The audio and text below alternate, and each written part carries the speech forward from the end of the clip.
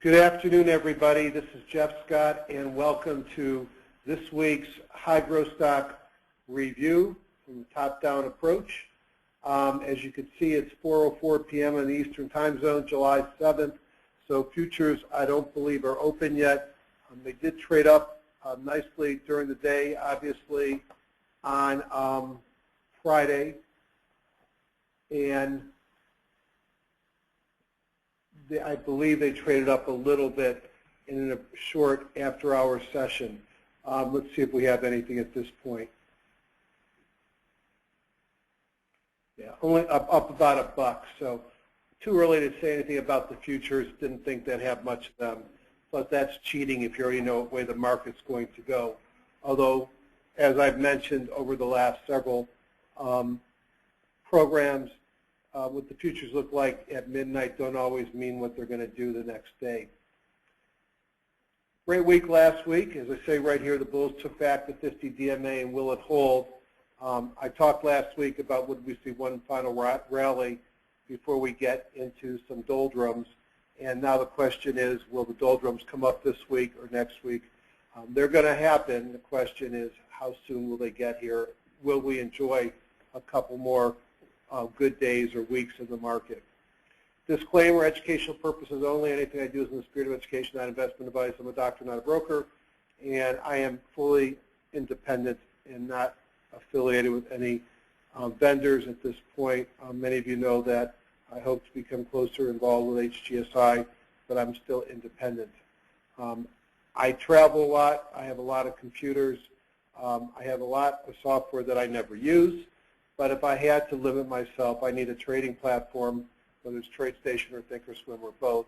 I need an analysis tool, which is HGSI. I like EdgeRater because it gives me the ability to test some of the things that come up with an HGSI, as well as its great market timing. I use Magenta for seasonal analysis, and I'm a huge fan of Ian Woodward and Ron Brown investing. Here's Ian. Here's Ron. Ron, as it says on the top, be your own guru. I've been influenced by a number of folks, Woodward and Brown, Alexander Elder, Van Tharp, Bigelow, O'Neill, Morales, and Catcher. Some of the websites are here. And I use what I've learned for them to formulate my own way of doing something. So that's how I trade, and the things I talk about are what I've come up with. You need to formulate your own vehicle. I showed you this last time. I'm just going to review it. This is from OmniTrader, one of many programs that has now incorporated seasonality. And it just shows a raw average return from 1989 to date by S&P 500, Dow, and NASDAQ 5 months, and then the percentage of the time that the return is in the direction is in the direction that it shows. So June minus a half on the S&P, historically minus 1 on the Dow, and up 0.4 on the NASDAQ. And you could see the percentage times that the direction is correct. July is a good month, 0.9 on the S&P, 1.6 on the Dow, and 0.4 on the NASDAQ, and 50% right on the S&P, 70% on the Dow, and 54% of the time the direction's correct on the NASDAQ. So I would just use that comment to say that seasonality is your friend in July. As I showed last time, looking at August and September, regardless of which of the indices, they're not your friend, and those are ones that have a tendency to go against the bulls.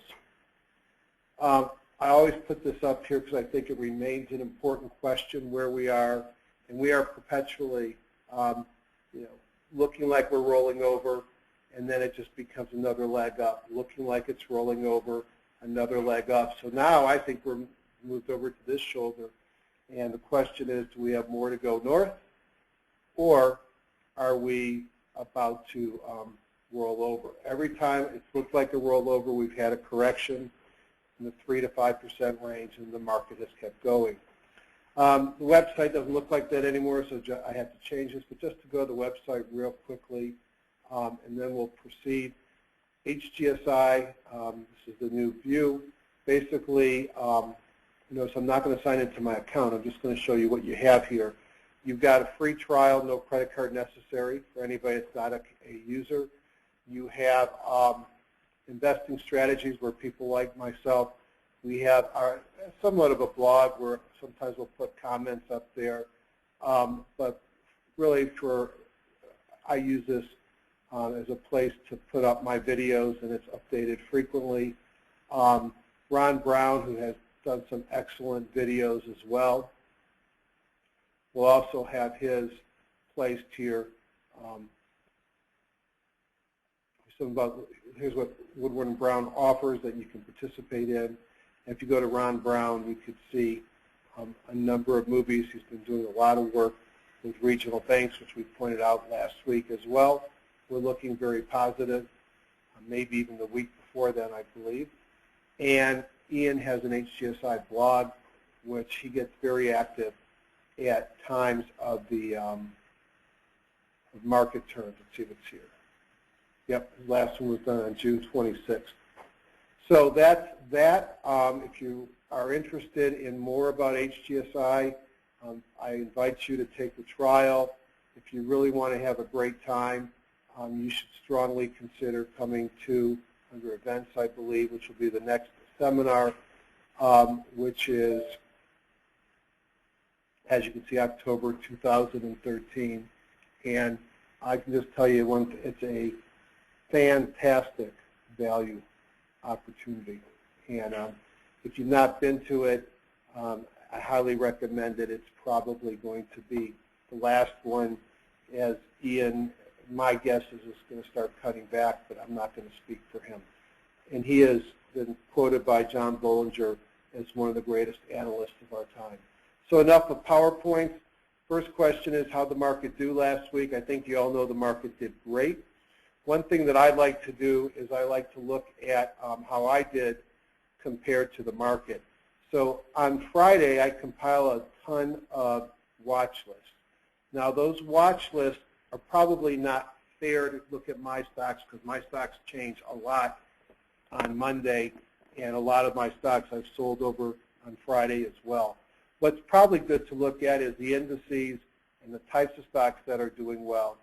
And I have a balanced portfolio, so I often underperform in a bullish move and overperform in a bearish move. On the other hand, like I said, this is a snapshot from 10 days ago, and I can see that I was 60% positive if I'd kept these things and up 0.8. Again, I don't pay much attention to that. I would pay more attention to the stocks that I identified to replace my stocks, and I was 23 and 5, 82% up, or 3.39%. Now, 3.39% is a great benchmark. As I look at the S&P 500, it was up 1.59. I knew HGSI type or growth stocks worked because HGS 100 was up 3.2, IBD 50 2.8, Best of Woodward & Brown up 2.7. So our types of stocks did well, so there should be no shocker that the ones that I identified as potential buys last week, many of which we reviewed on this call, had a great week, frankly double the market performance. What was working? Well, the Tim Higgett filter, they only had one stock, and it had Winnebago, which is one that we talked about, which has had a great week, up 17%. These are filters that I watch over the week. Some of these are HGSI filters. Some of these are things I download from MarketSmith, such as some of their scans, such as MarketSmith 250 Growth. I launched things out of investors.com, such as the screens of the day. And I looked to see what was working. Pullbacks, waiting for a signal, we're up 6.46%. Winnebago, Hertz, Applied Materials, and U.S. Silica Holdings. These are all things that you could have found or would have found by watching my webinar last week. How many of those did you own? Great earnings stars, only up 5%. Sprinters, which we'll look at today, 87% positive, over 5%. Even leaders that I called extended or gone were up more than twice what the market did. So this was a week where it looks like leaders continued to lead. Good earnings were great, pullbacks were working, and even some big pullbacks, which are bottom fishers. You notice only two things were red, and that just gives you an idea of how strong the market was running. Now, green candle lows, as I've talked about before, they worked well in bull markets, and they were up 0.78. Red candle highs do not work in bull markets because you're picking stocks that are extended, and in bull markets they have a tendency to get even more extended. So I'm sure if I search in here, I'll find my red candle highs, which did pretty well. Yeah, they're up 2.6%. When your market turns, those red candle highs will start to outperform, and the green candle lows will start to underperform in a falling market. What else can I look at from the market perspective? I'm going to actually bring Edge Rater up. You could see here on Friday, 75% of the stocks are now trading above the mid-band. The part that's really had me stand up and notice, and these are in the S&P 1500, was that 20% are now above the upper Bollinger Band. There is no new signals on the Hindenburg Omen. You have to take my mind for you have to trust me on that one. If I look at the buckets report and switch this to S&P 1500 and run it real quickly, we'll get that report you just saw, which should be around 75%, 76%, and about 20. Now, what's interesting, if I go back 5 days, 1, 2, 3, 4, 5, 6, 7, 8. So 8 days ago, we were in a very bearish-looking picture here with 86% below the midline. And I said that we were probably going to jump from here because that's a big percent trading below. Now, I could have said the same thing days in advance, but sometimes you just get more overbought or oversold. We are at a point here, and the point of me going to Edge Rater is to just say that this is not without risk, although I do believe in some ways that the lower path of resistance is going to be up for a little while longer. Look at my trade station and just take a quick look at the elder picture that I like to look at on a regular basis. Let's pull up, start with the NASDAQ. And you can see, as we talked about last week, red is a sell or hold, green is a buy or hold, blue you can do whatever you want. But you don't sell on green and you don't buy on red. And you could see how you had a really strong pullback to the lower envelope on the NASDAQ. Now we're getting up towards the high, and what appears to be a hanging man, which could be suggest slowing of this uptrend showing up there. Green on the weekly, green on the monthly. Still okay to step in the water there, although we are getting up towards the top of the channel. The Dow, same story, not quite to the top. Hard sell-off, now green, blue on the monthly. What will be interesting to see is, and there's no divergence here, you had a lower low and a lower histogram and a lower line, is can we take out new highs here, which would really start to be not maybe more of an all-clear sign. I think this is still a market that has to prove that it's going up by taking out the previous highs. Although short-term, I do think it's going to continue to go up. The S&P 500, also in green, blue on the monthly. And again, let's see whether or not we can take out some prior highs. Now, TradeStation charges me more for the Russell, so I don't get it, but we can look at the IWM. And as you can see right off the bat, the strongest of the industries or the types of stocks as the Russell 2000 stocks up near the top of the envelope, also a hanging man.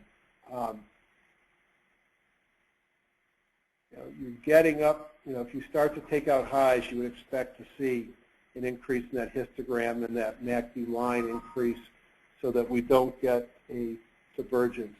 So very bullish, most bullish of the indices that we looked at. All right.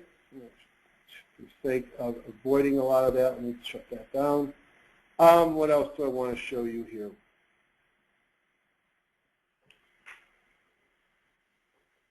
I had mentioned on last couple weeks that I had a number of indicators. These are all things that I'd paid for to be done with programmers. And at this point, I'm shy the number of people it will take for me to pay the programmer to redo a couple of them for mass distribution and to package them up. So I'm going to hold off. If you do have interest in my indicators to purchase, I don't give away free trade station indicators that I have to pay a programmer to do. Let me know. And if I get enough people, then I'll send an email out to all those people that were interested. It was in the neighborhood of $400 for 6 to 8 indicators, including chart scans and radar screens. I use these indicators for a number of things. I look for, you can see here some of the combinations, a forced kahuna with a pocket pivot, a Bible gap up, and a mobile breakout. And there was only one, EWN, which is a Netherlands ETF, so not too interesting. I look for various things that you can see here. Mobile breakouts at a squeeze. These are things that are stocks that have been squeezing. So I look at a lot of these different lists as I come up with the list that I'm going to show you shortly. I've had a lot of fun with and made a lot of money with, as I'm sure many of you, with the Bible gap ups from Gil and Chris, Morales and Catcher, and a couple of banks continue to show up here, Ozark Bank and Private Bank, which I actually own some of Private Bank. You can see a nice run here. The regional banks continue to do well. In fact, IAT is iShares U.S. regional banks. Something clearly going on there. So I use these a lot, and I won't spend much time in TradeStation today. Let's go into HGSI and start my usual top-down review. We're in this about 20 minutes. I want to be done by 5, so I've got no more than 40 minutes to go. I open up the warehouse, and I go into major markets, Order Brown user groups, major markets plus, top-down view. And what do I see? I see, no surprises, I just showed you small caps led the way. So small caps, Russell 2000. The NYSE has a mixture of small and large stocks. Continuing to be our sad sack sisters are silver, gold, treasury bonds, and volatility. Let's take a look at 5-day performance. The leader was oil and gas, I guess being driven by Egypt. In the small caps, the Russell 2000, as you can see, up over 2%. 5-day losers, the VIX, bonds, yields are going up, price of bonds are falling. Utilities, they have to pay higher rates. They do a lot of financing issues, and big stocks. If we look at the 1-day return, oil, gas, interestingly on the same day as oil and gas, to see transports.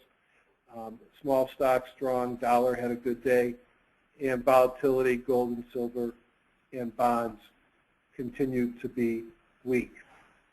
If we look at some of these charts, start with the S&P 500, and I'll make some comments on what I think the status of the market is.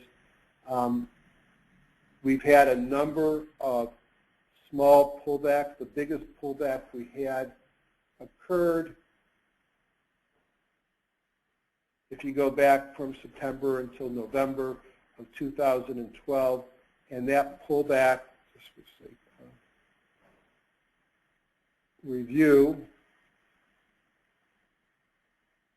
from here down to here was 9% pullback. We've had a series of 3 to 5% pullbacks.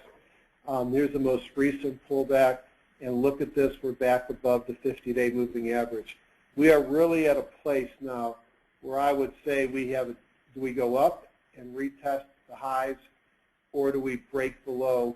And it'll be interesting to see what we do. One thing that might be worrisome is a lot of people are talking about this trend line here. And we had talked about this trend line on the way up. 1, 2, 3, 4, 5 hits of this trend line. That's probably a pretty good trend line.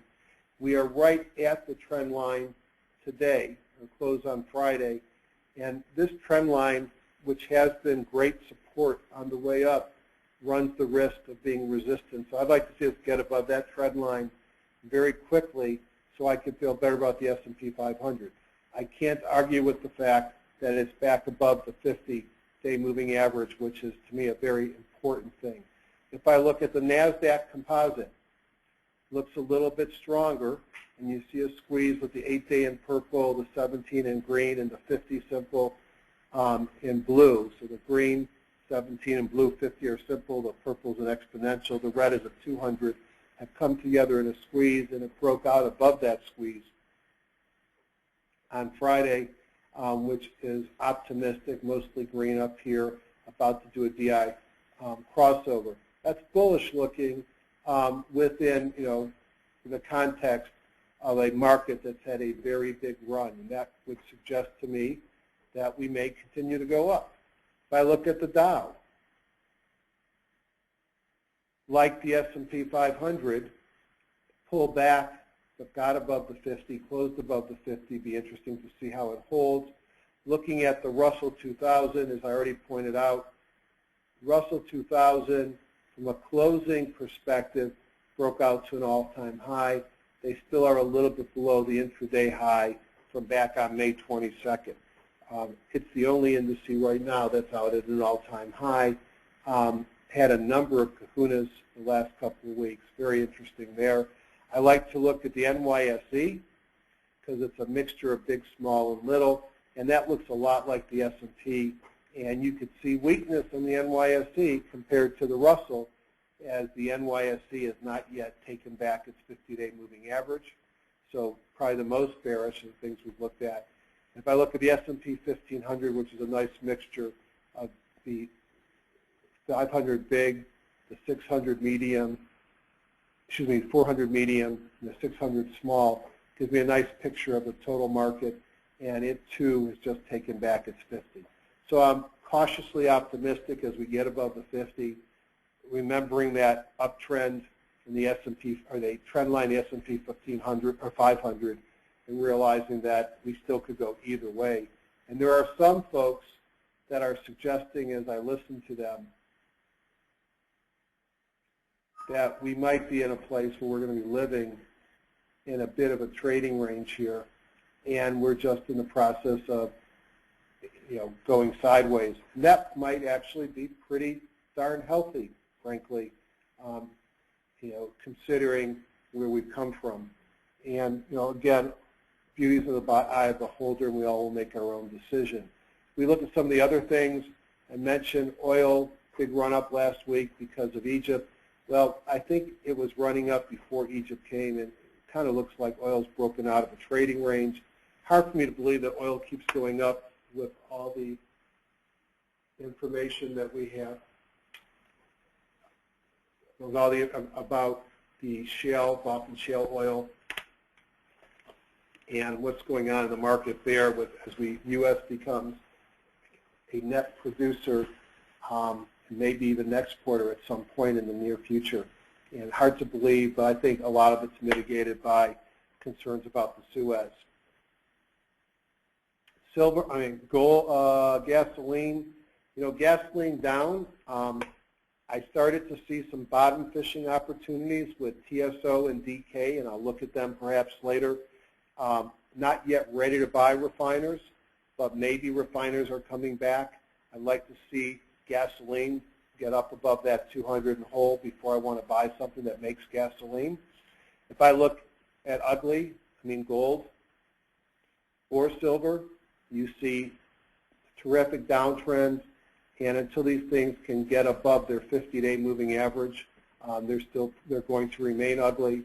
Now, a lot of talk about whether gold is getting near a bottom. I'd rather see the charts show me that, and others talking about this is a corrective phase and a major bull run for gold and silver.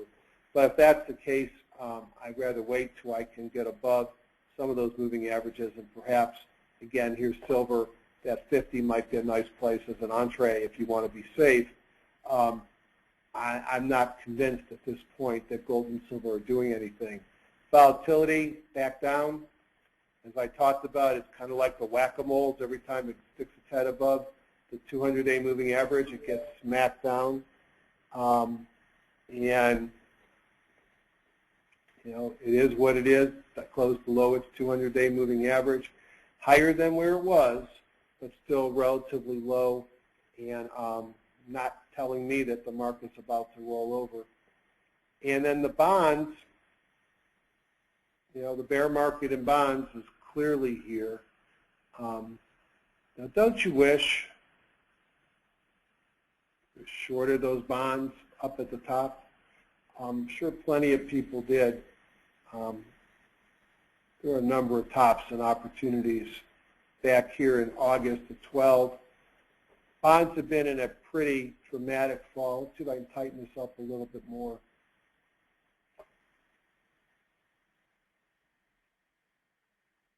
The bonds from the top back in July of 12, a year ago, until now have dropped about 20%. Certainly have dropped a lot more than the market has, and correspondingly the yield is up. And last week the talking heads, especially Wednesday would have been Friday would have been a one-day story.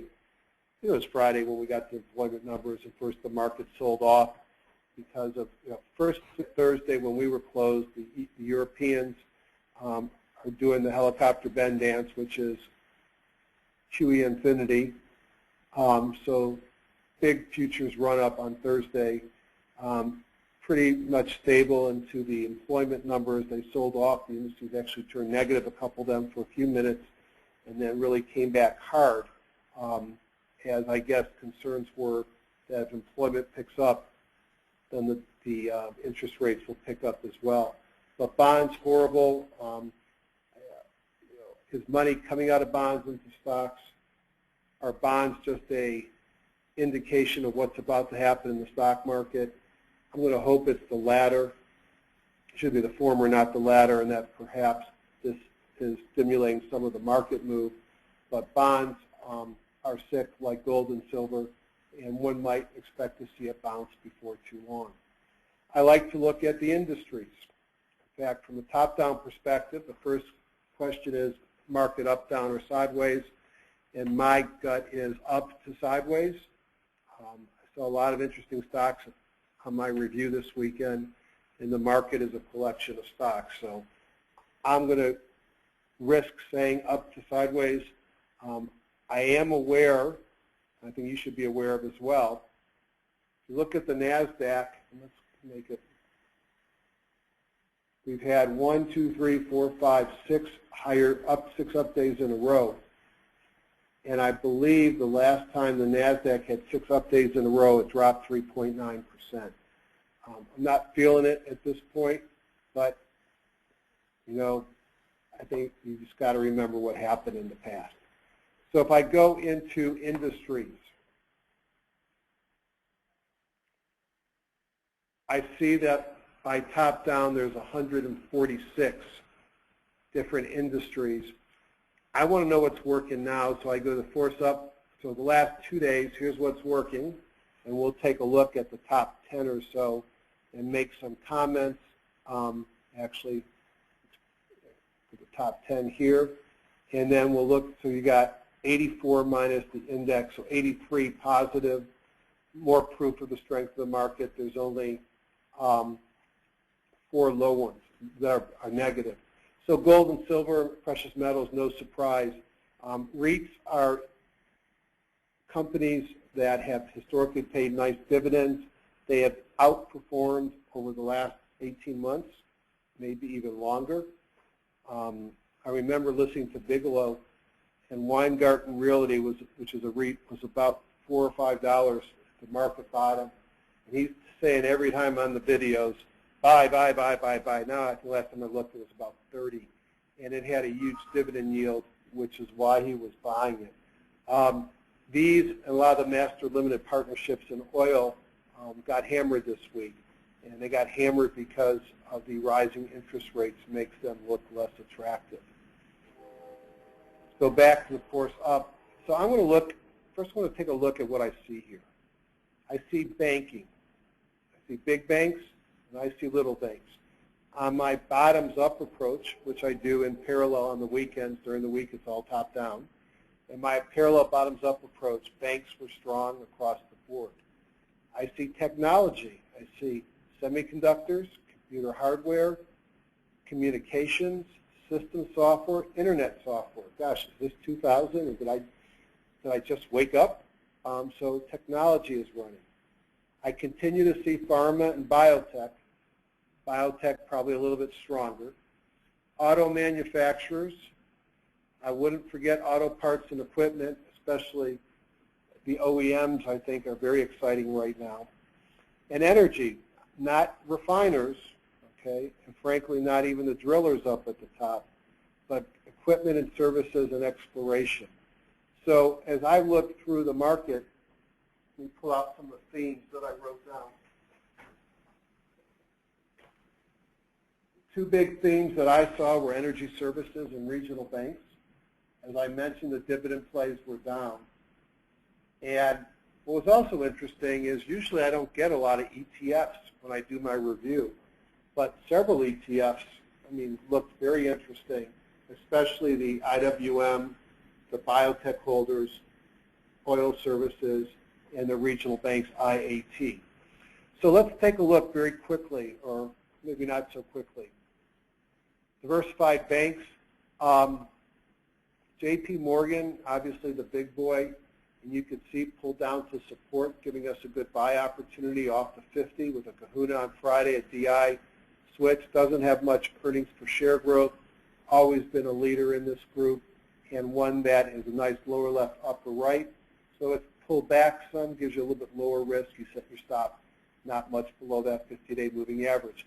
Bank of America might be at a better buy point, but it's probably not a better company. Better earnings per share growth coming out in the near months. Pull back to the 50. Be nice to see a kahuna and some volume coming in this one on Friday. Citi below the 50, so I would say lesser of the three. So JP Morgan, you missed it by a couple of days. The leader, Bank of America, giving you a nice buy opportunity. And just look at why do I like moving averages? Because this guy has held support really the whole way up there. I'm sitting on some 12 calls that will expire this month, so I'm going to probably take the stock and not just cash in my calls. Out of interest, I'm going to look at regional banks. I own KeyCorp, and I own at HTH, which I think falls in this category. It's a holding company for regional banks, and maybe it doesn't fall in this group because it's not showing up here. We had Ozark. We showed had a pocket pivot. There's a lot of bank stocks, and there's 81 of them passing this. Let's just take a look at the top 4 or 5.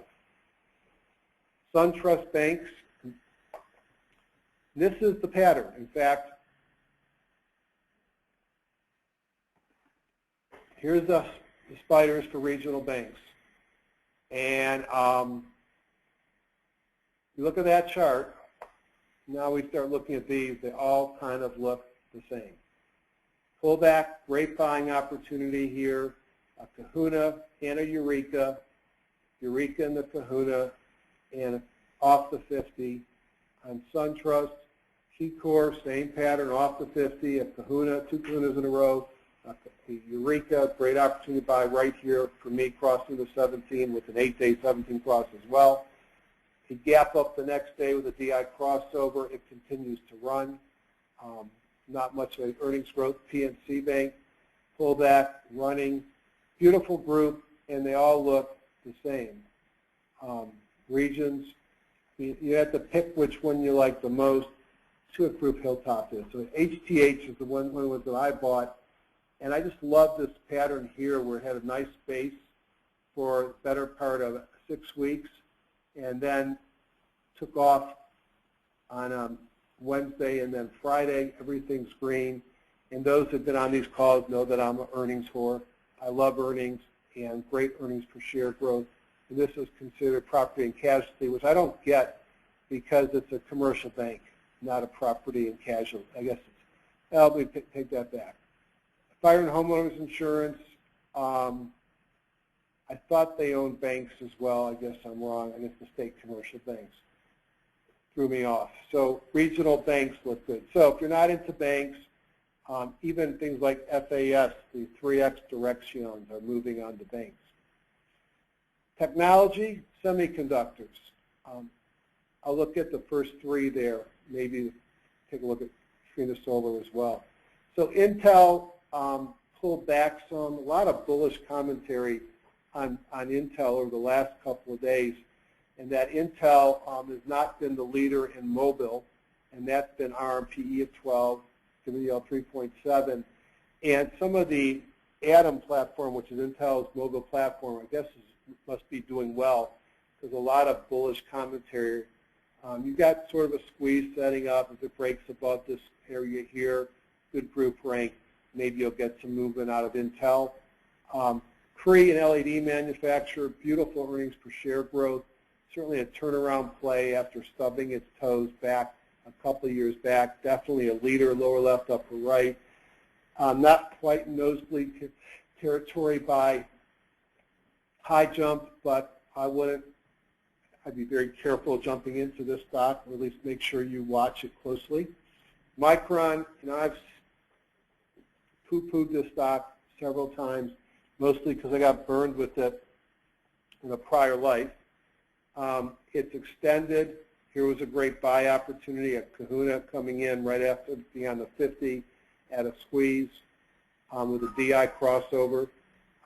This stock continues to run, and I think the story here is a story of consolidation and takeouts and reducing supply on the semiconductors, and therefore allowing Micron to really maximize its value. TI, I like to see it get above the 50 before I get too excited. And then I don't know what to do about the solars. They seem to be making a comeback. You've seen First Solar. Here's TSL. Lots of revenue, although revenue in decline.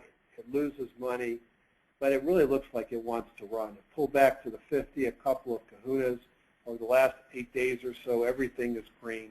Might be interesting to watch. Other technology things in the top, communications equipment and services. Here's one I like a lot, and you'll see why when you look at the earnings. It's already run a lot. Bible gap up on 2 days last week, so probably Tuesday, because Thursday didn't count. Tuesday and Friday, Bible gap ups. Ian once told us that a couple of kahunas in a row take charge, take notice. A bunch of kahunas, a couple of Bible gap ups. Is it extended? It's extended. But look at the earnings per share growth, and let's just play my old-fashioned way of figuring out value. I used to try and teach one of my friends, Charlie, how I put a valuation on a stock. So what is this worth to me? There are a number of things I'd want to know. I'd want to look in its sector, what's the PE range. I'd want to know its 52-week range of PE. But a cheap way of figuring it out is to say, let's say it hits its earnings projections. 21 and 14 is 35 cents are going to fall off, and 94 cents are going to come on. So among friends, it's going to pick up 60 cents. Now, it trades at a multiple of 36. So 60 cents times 36 is about 20 bucks. So if it makes its numbers, one might argue that the stock goes up to $48. Well, okay, that's one way of looking at it. How about another way is 94 cents plus 21 is $1.15 plus 22, so $1.27. And let's say it keeps it a multiple of 30. So I'm going to give contraction. $1.27 times 30 is about $40 a share. I think this stock has a power. It's got earnings power that even with multiple contraction, it could see $40. Now, if it misses these numbers, all bets are off. If it beats it, it goes up. It has a low volume, only 153,000 shares, so for a lot of people, they're not going to buy it. And it has a market cap of $250 million, so it's small, so it pays a small dividend. these are the guys that move and either make you happy and make you a lot of money, or they crash. I like this pattern. I like those kahunas. I think this is an early player that will go somewhere, and I might start to nibble on this one, recognizing that it could pull all the way back to the 50 and not break. Cisco, long-standing equipment play. I think Barron's has it on the cover of Software Story, going sideways, couple of kahunas of late. I'd like to see a catalyst come in. Anything else here that I want to look at? Sienna, interesting flag formation. Looks like it might want to be running again. Another turnaround play. Look at the earnings per share coming in. You're going to drop a loss of 27 and add 25 cents. That's about a 50% improvement. Might be one to take a look at as well. A lot of good stocks today, more than I've seen of late. And system software, just to be Oracle, Microsoft, Qihu. All right, so here's Oracle. I don't really care. Pull back. Probably don't want to touch it after this pullback. Microsoft has been a leader. Now, if you're not in Microsoft and you believe that Microsoft is a leader, it's a nice time to start nibbling. Why? You've got a squeeze. You're at the 50-day moving average. Obviously, it's going to go whichever way the market goes. It pays a little dividend of 2.7%. It's clearly been a leader for the last 6 or 7 months. And I buy this when it breaks out. So I might set some triggers above and below. And if it breaks above or below, it's in a squeeze. This thing is tightening up here. I think it's going to break. I don't know which way it's going to break. But if it breaks above, I might want to be long, and I think that's the way it's going to go. And then Qihu I thought was also interesting. It's been interesting for a while, going sideways after a nice run-up. It's got good earnings per share growth. Looks like it might be wanting to run again. It's a Chinese stock, so that might make you nervous. So that takes care of technology. That takes care of banks. I don't think I looked at computer hardware, did I? Oh, yeah. How can I forget? Love this stock. I have a nice position in 3D Systems, giving us another opportune buy time.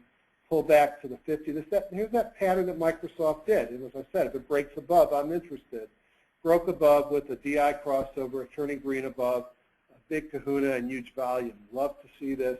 I think this stock is going to run from here. A lot of people talking about it this weekend. Automobile manufacturers. Led by Tesla. We'll look at Tesla, Ford, Winnebago, and Thor.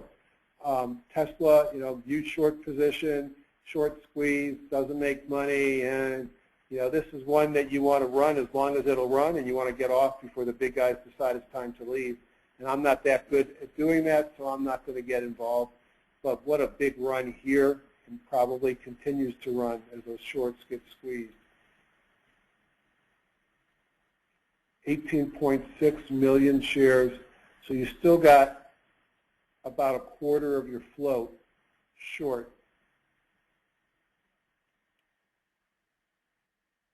It trades 11 million over the last recent time. The volume has picked up. So you still got some shorts to get rid of.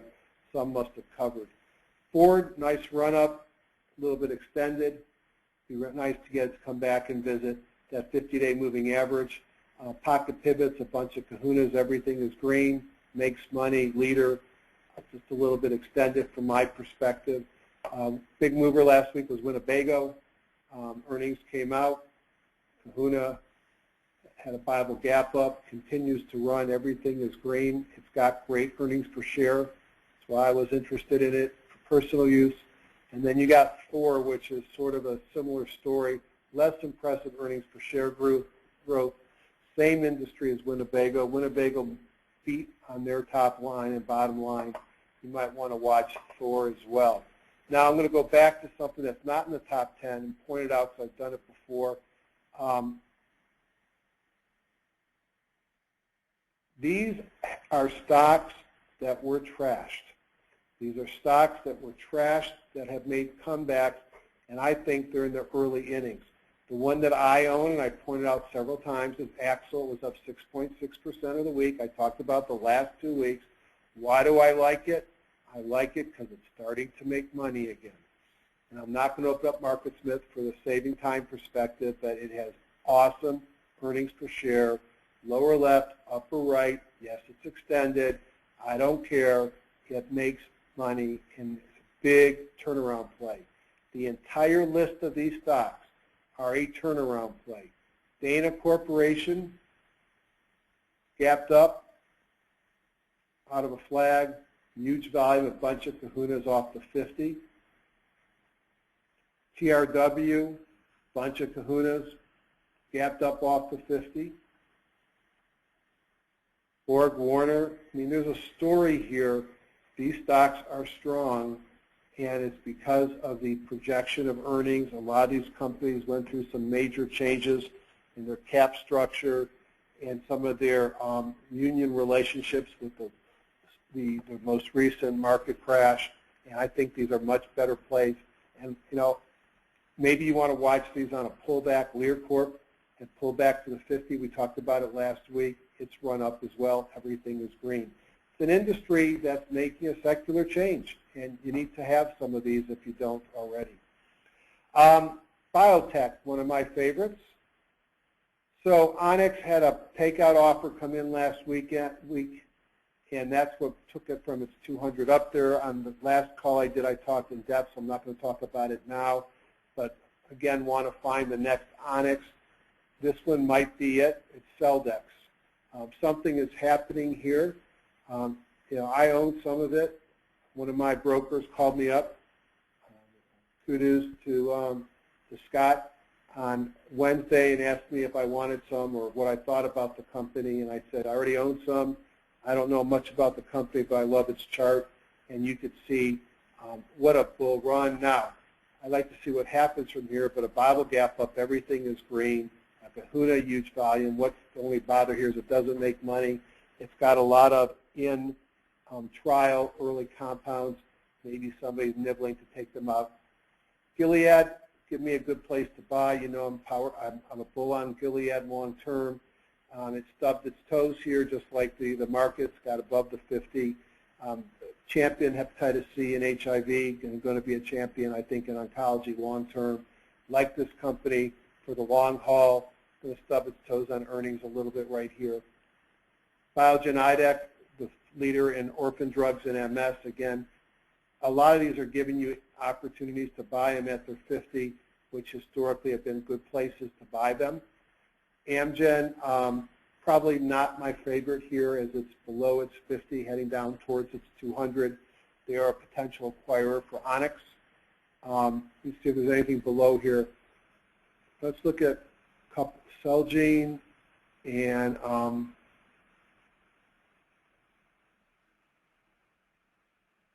that's enough. So Celgene, as people know, is one of my favorites. It looks a lot like Gilead, breaking above the 50. You know what? You buy it here.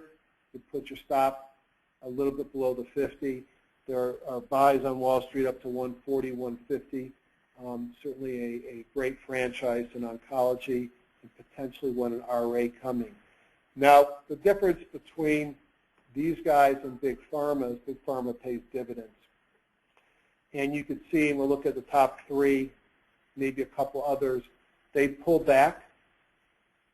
These are stocks I like buying on weakness. I like buying when they stop being weak. Maybe the fact they're making the list is something to pay attention to. Pfizer pays a 3.4% dividend, heavily institutional held, as you can see here. Might be one to pay attention to.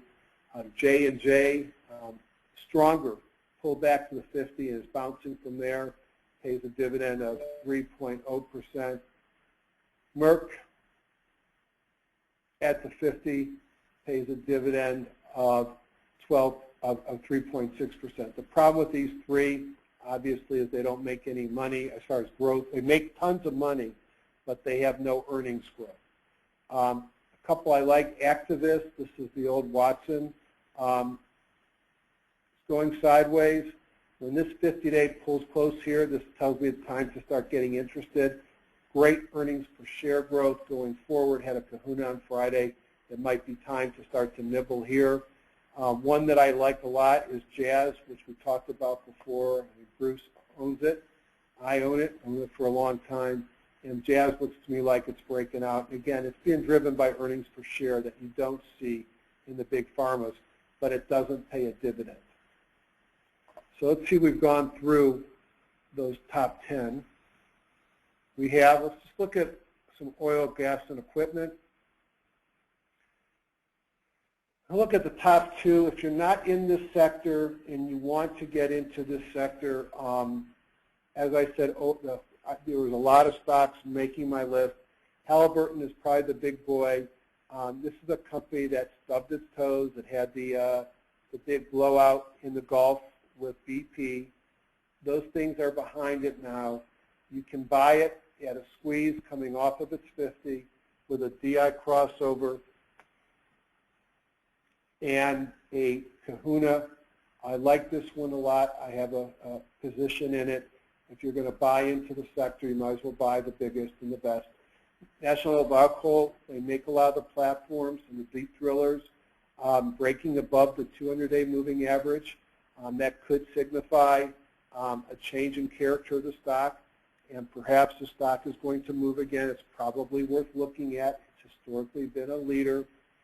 Pays a small dividend, 1.4%. And Schlumberger, like Halliburton, is a big player in the oil services. I like Halliburton better, but Schlumberger is also interesting. If I go back to Halliburton for a second,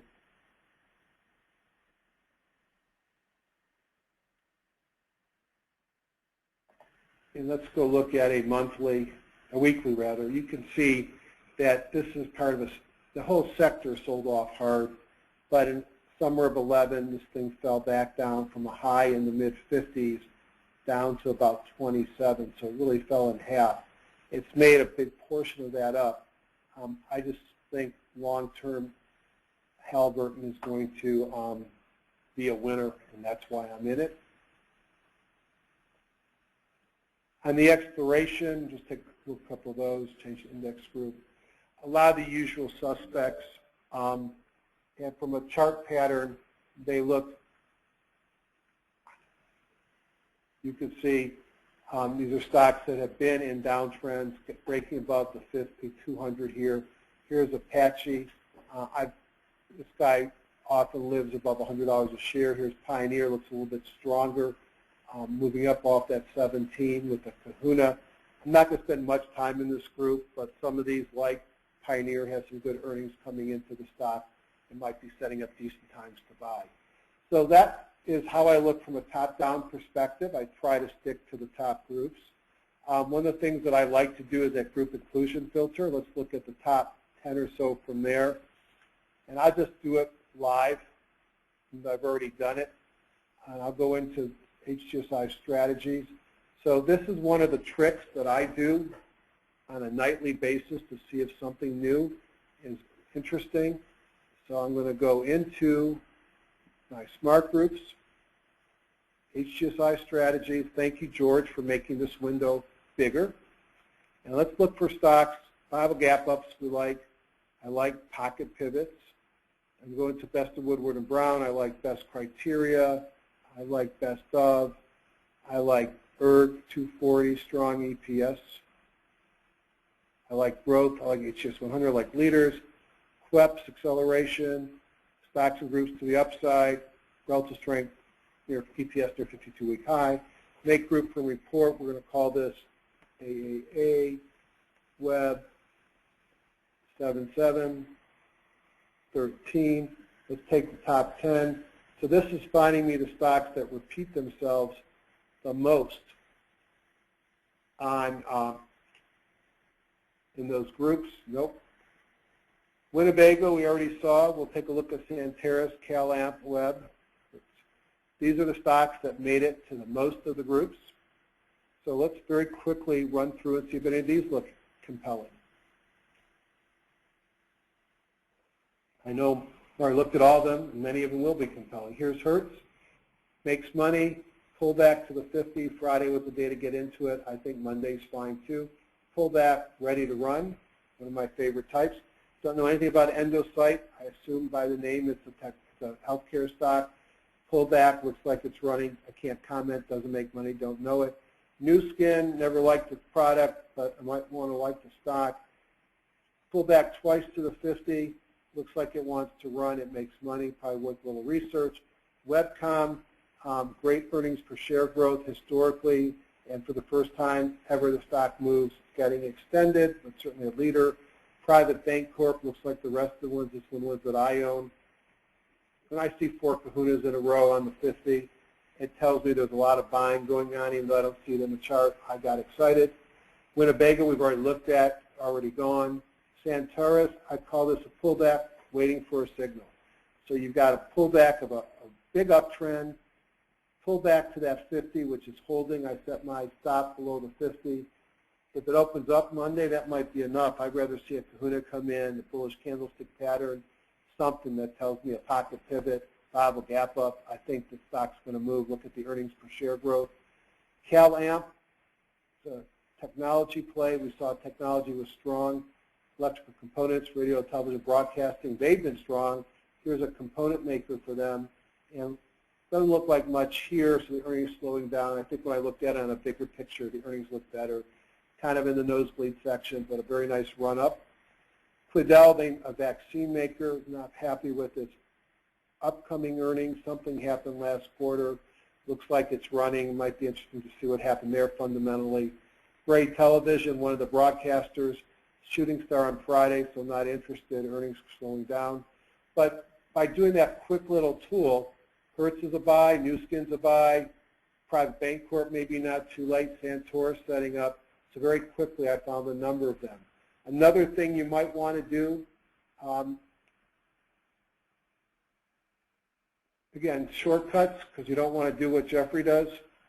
And I do this for fun, frankly. My wife probably doesn't think it's fun.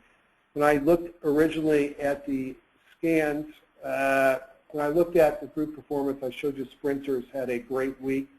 So I'm looking at Sprinters here. So what do I see on Sprinters? I see auto parts and equipment, automobile manufacturer, computer electronics. Many of these stocks we've looked at. YRC is a trucker. There's that Celdex. So Sprinters is a way of finding some very powerful, strong stocks. And it's, it's a mixture of fundamental and technical. It's a great way of finding great stocks. Lastly, put up my buy watch list and see if there's any other comments I want to make, and then I'm going to say good night.